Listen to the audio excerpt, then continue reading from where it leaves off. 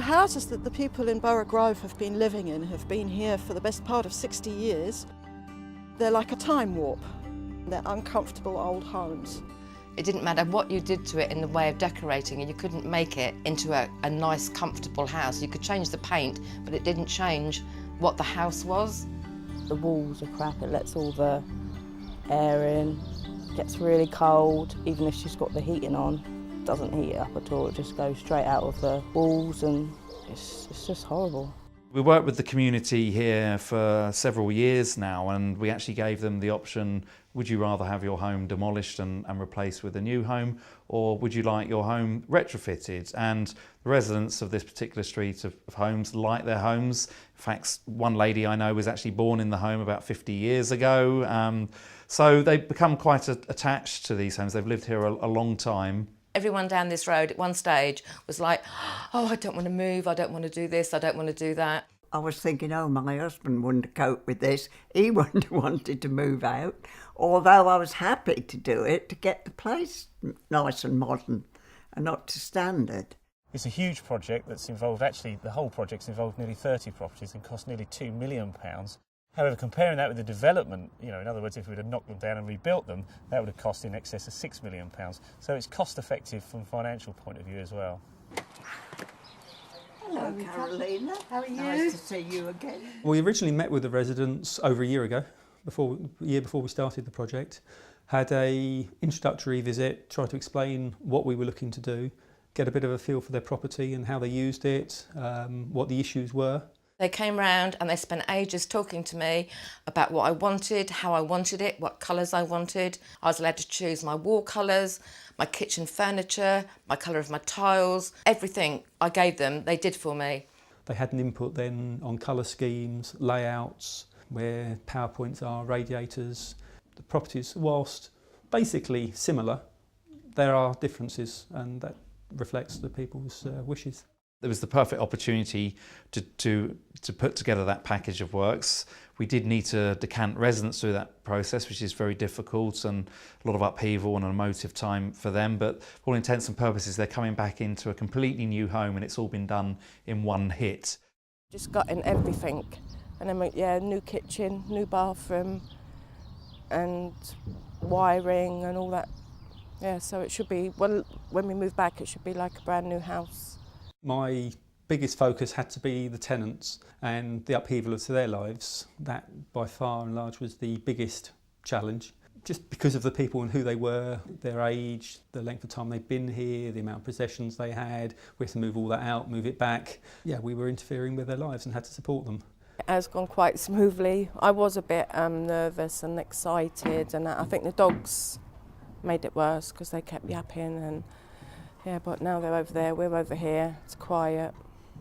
I can say to everyone that's got it to come, go ahead and do it because it's worth it, because you would never believe what you got afterwards. Just go for it. Where this project perhaps differs to work we've done in the past is just the extent to which we've taken each of the measures. The insulation on the outside here is 100mm thick. Previous refurbishments of a similar type were half that, so we've enhanced that aspect. The photovoltaics and solar thermal panels they're grant funded, but they're an enhancement on what we might normally be doing.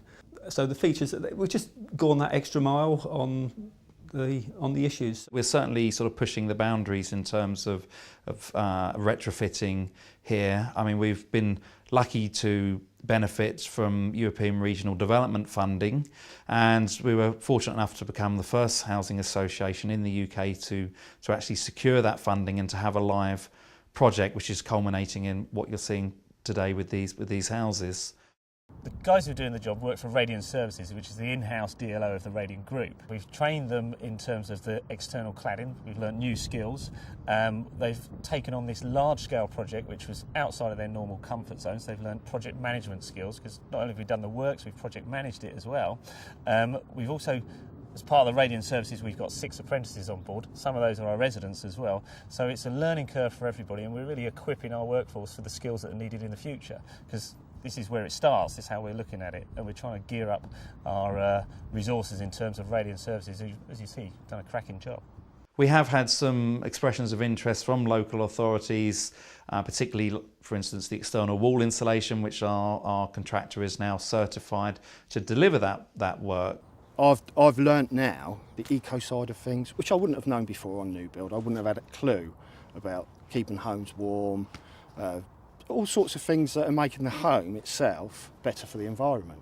We did a house in Highfield Road. An old guy had lived there for 50 years, and it actually transformed his life. And he actually told us that having this done to his home transformed his life. He felt like he could just live a better life because of it, because he was getting down, because he lived in an old concrete house that was cold, things like that. Whereas this way, he's got a new home, but he's still in his home. Well, I walked in and I thought, this isn't the place I left. But no, I was pleased when I walked in and saw, what they've done. It felt coming home when I got here. Yeah, it's really nice. And I keep telling them that every time I walk into the house at the moment, I'm still getting that wow factor.